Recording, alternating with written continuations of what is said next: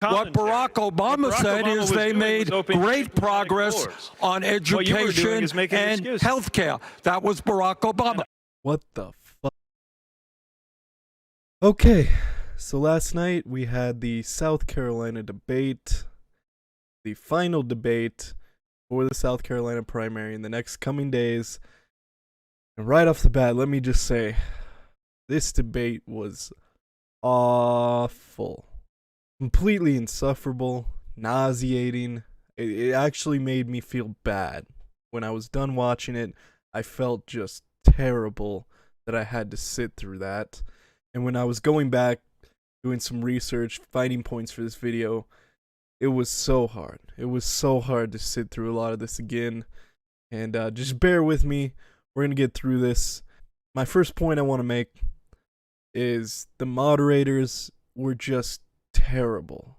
Just completely lost control of the debate and made it just completely insufferable to watch. And I promise I won't be saying completely this much. I hope. I don't know. Let's see what happens. But the moderators, they had no control over the candidates. They had no control over the pace. Everyone was talking over each other. The clip I played in the beginning basically describes the entire debate. It was just awful. So bad. These people train for this for years. They train as moderators, and that's how they perform? You know, I thought CNN did a bad job. You know, I think CBS might hold the crown. I think they might hold the crown for the worst debate of the entire primary process. And let's get into some other points. I'm not going to hammer the moderators that hard. Just know they were terrible. Completely terrible. Okay, so I want to talk about the overall theme of the debate, which seemed to be Bernie bad. That was the theme. Bernie was taking so many attacks, left, right, center, everywhere, just completely taking shots from everywhere, and I think he handled it pretty well. My only issue, I think, it's another point I want to make, is the crowd was something. The crowd was something.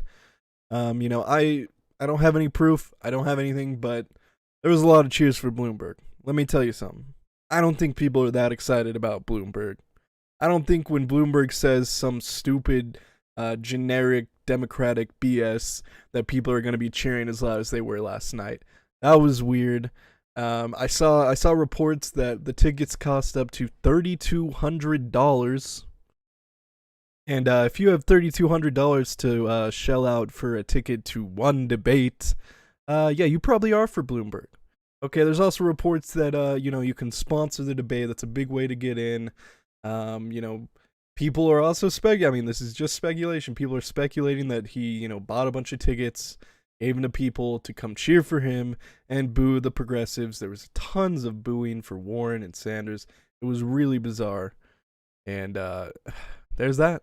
At one point in the debate, Bernie was booed very audibly when talking about Buttigieg's 50 billionaire donors.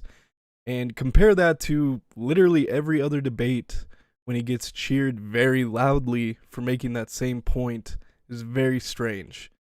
Obviously, the attacks about Bernie's comments on Cuba came up, and when Bernie started to praise the literacy program, there was one audience member who booed extremely loudly, and Bernie actually challenged him here. Authoritarianism all over the world. What I said is what Barack Obama said in terms of Cuba, that Cuba made progress on education.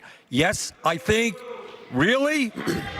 Really? Yes, because there's no comparing those two. Every single question just devolved into complete chaos. There was no control. And there seemed to be this tactic going around to make accusations that have no real merit at all. And then when the person tries to respond, you just talk over them. You just talk over them. Okay, Buttigieg went at Bernie about Medicare for all, and just kept responding, let's talk about math. You want to talk about math? Let's talk about the math of Medicare. Let's talk about the math. Let's talk about the math. He just kept going and going and going and going and going the entire time. Bernie was trying to talk. And for me, Buttigieg was just nauseating the entire time. He looked so desperate, which I mean, I completely understand. He's in a massive hole, but he was talking over everybody the entire debate. Like, he was like, you know, the kid at the table. You know, the adults are trying to have a conversation, and the kid's trying to get your attention because he wants candy or whatever he wants. That was Buttigieg the entire night. Hey, why aren't you letting me respond? Hey, you're not letting me talk. Why aren't you letting me talk? It was insufferable. It was awful. And it really ruined the debate for me. And when I was going through watching through the debate again for this video, I wanted to punch him. I wanted to punch him so bad. And I really hope, you know, he does awful in South Carolina. He does awful on Super Tuesday. And, you know, you might be sitting there, oh, you're wishing the best for him? Yes, I want him gone. He's terrible. He's so terrible. He was up there making the same points that he makes every single rally he has, every single debate. Oh, why don't we elect somebody from a Midwestern town or lives in a middle-class neighborhood? Blah, blah, blah, blah. I'm also gay. Blah, blah, blah, blah, blah. It was just... It was so bad. It was so bad. Okay, so Warren in this debate went after Bloomberg again. Not as hard as she did last time, and I think that's actually because of the crowd. She tried to go after Bloomberg in a similar fashion that she did in the last debate, and she was booed. She was booed a lot. Here's a clip of that. Those deliverables. At least I didn't have a boss who said to me, kill it. The way that Mayor Bloomberg never is alleged said to that. have said to one of his pregnant employees. People want a chance to hear. People want a chance to hear from the women who I have never worked- said that. Senator Okay, so Joe Biden, he was yelling. He was yelling a lot, and he seemed a lot more coherent than he normally does. But he liked to throw himself into like every single topic about, oh, I was there, and I did this, and I did this bill, and I voted on this, and I blah blah blah. It was pretty wild. I mean, for him, that's a good debate performance. Considering that most of the debates he's like half asleep and just mumbles and whatnot. But it spoke to the theme of this debate was just everyone was so desperate and everyone was just trying to talk as much as they possibly could that they just resulted to yelling over each other, and that was Joe. There was one point in the debate where they tried to go to somebody, I can't remember, they were trying to go to someone else, and Joe just completely lost it. Here's that. Here's the deal. I'm not out of time. You spoke over time, and I'm going to talk. Here's the deal. It also seemed like it. I mean, this seems like it happens in every debate, but it seems like when the moderators ask questions, you know, they might ask Klobuchar about, you know, oh, you have this education idea, you know, why don't you tell us about that? But every single time they ask Bernie about anything, they frame it so negatively. Right, so they're gonna go at him and be like, you know, you wanna do $50 trillion in more federal spending. Why don't you tell us about that? Instead of being like, oh hey, your Medicare for All program is going to include, you know, dental and vision. Why don't you, you know, tell us about, you know, why that is or whatever. No, it's always like, you want to spend this amount of money. How are you gonna do that? You want to do this, but you don't know how you're gonna pay for it. How are you gonna do that? And I mean, this happens in every single debate. And it was just kind of amplified last night by just the constant attack of him. And like I said, I think he handled it very well. I don't know what was wrong with the crowd, but other than his handling of the crowd, I believe he did very well in the debate. And at the end of the debate, just to cap off this awful 2 hours of television, they asked this question to the candidates: what is the biggest misconception about you, and what is a motto that you live by? And this was just terrible. This was just terrible. Okay, so I'm going to go through what each of the candidates responded, and you'll see what I'm talking about here. Okay, so we started with Steyer, and he said his biggest misconception about him was that his business success and his money define him. Which, yes, Tom Steyer, they do. You literally botch your way onto stage. You literally carpet bomb with ads in a similar style that Bloomberg did. Maybe you used less money, okay, but you're still a billionaire who bought his way onto the debate stage. So yes, your money and business success do define you, okay? And then he said his motto was to tell the truth and always do what's right. Okay, so like how you bought a private prison? Was that what was right? And then we went to Klobuchar, and her answer was just insufferable as usual, as pretty much every answer she ever gives ever is. And she said that her biggest misconception was that she's boring, and she is, quote, not. Okay. All right. And then she said her motto was that politics are about improving people's lives. Okay. So is being against Medicare for All, is it going to improve people's lives? Huh? Is, being one of the leading people on the new NAFTA a deal that is just as terrible as the old one? Is that improving our lives? I don't know. We went to Sleepy Joe, and he said that his mother's motto actually was that you were defined by courage and redeemed by loyalty. Okay, Joe. All right. And then in classic Joe fashion, he had to try to be funny, and he said that the misconception was that he has more hair than he thinks he does, and the crowd that was just so weird the entire night laughed, and okay, and then we got to Bernie, and he said the biggest misconception, and I think anybody could have seen this coming, was that his ideas are radical, which he then pointed out was brought up a lot throughout the debate. And then he gave his motto, which, like, midway through, he was interrupted. But he said that we can create a country where all people have a good standard of living. And they didn't even let him finish that. They just went straight on to Warren. Okay, and then Warren said the biggest misconception is that she believes she should be president, when in reality, she's running for president because she's a fighter. That's strange. And then she said that her motto was some Bible verse, which I'm not even going to try to repeat because that ain't my thing. That is not my thing. Okay, and then I got to Mayor Pete, and he said his biggest misconception was that he's not passionate, and that he is. I don't know about that, dude. And then he said his motto was he lives by the teachings that to be a leader, you must first be a servant, and that you treat others as you are to be treated. Wow. So great, Pete. Wow, you're so great. Then I got to Mike Bloomberg, and just capping off the night, he said his biggest misconception is that he's 6 feet tall, which I'm pretty sure Donald Trump said that you're 5'4", bud, so I don't know where that's coming from. And then he said his motto was that when he's president, he's actually going to do something instead of just talk about it.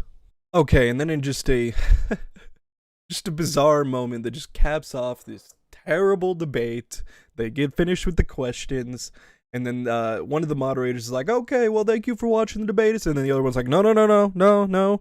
We got one more break to fit in here, so we'll be right back. And it goes to commercial break, and when they come back, they end the debate. They just had to squeeze one more ad space in there for you to watch in this awful debate. Wow. Okay, and then after the debate, we got some polls from CBS, some viewer polls. There's two of them I want to talk about specifically. Okay, the first one is which candidate were you most impressed by during the debate? Okay, Bernie came out on top at this one at 46%, with Biden coming in at 45% in second place. And then in the second poll, it was which candidate showed you that they could go head-to-head with Donald Trump. And Bernie came in first here at 26%, with Biden coming in second at 21%. So even with the crowd completely against the progressives, even with them cheering Bloomberg and Biden incredibly loud, they still lost. So there's that. All right, so now I want to get into my grading of each candidate throughout the night.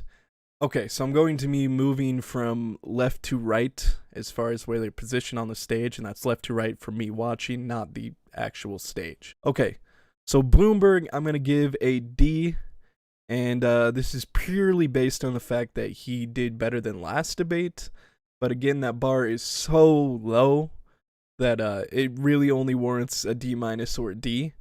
He looked like he realized he actually had to prepare for debates this time, but he was so boring. He was so uninspiring. And man, I'm telling you, listen, He had something to do with that crowd. There is no way there are people that excited about Mike Bloomberg. Okay, so Elizabeth Warren, I'm going to give a D+. She landed some good shots on Bloomberg.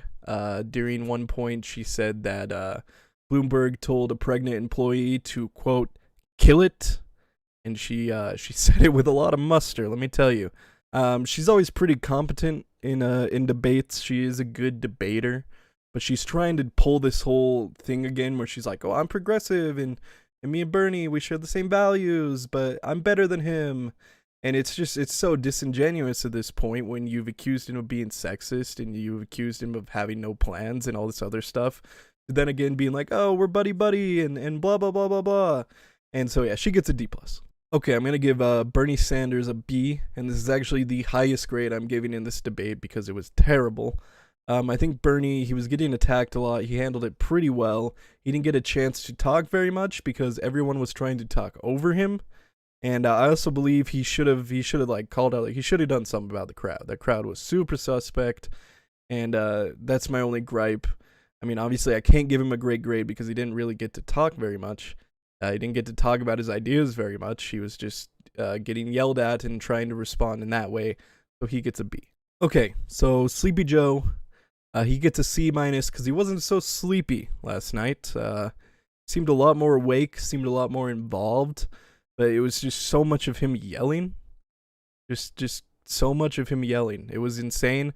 And he made it seem like he was involved in like every policy and every decision that was made ever that was brought up.